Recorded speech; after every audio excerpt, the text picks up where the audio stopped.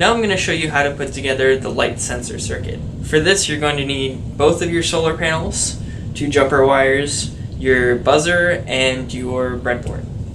So the first thing you're going to want to do is to put your solar panels in series.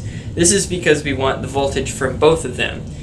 The buzzer needs 2 volts to run, and each of these solar panels produces 1.5 volts. And if you put something together in series, it'll add the voltage.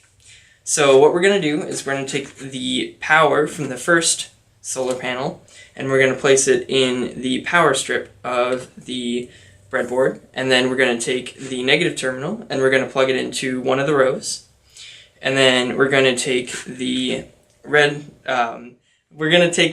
lead of the second solar panel and plug it into the same row as the black lead of the first solar panel, putting them in series, and then the negative terminal of the other solar panel we're going to put in the negative strip of the breadboard. So now we have the 2 solar panels in series.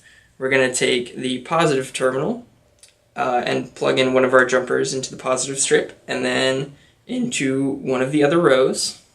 And then we're going to plug the positive end of the buzzer, which is denoted by this little plus sign here on the buzzer, into that same row.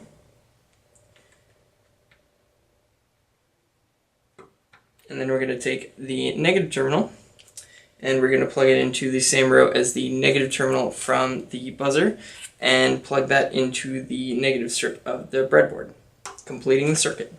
I can already hear it. So now you have a light proximity sensor. So if you take a bright light, like we're going to use our mag light here, and you put it really far away and then you start getting closer and closer, the buzzer will get louder and louder.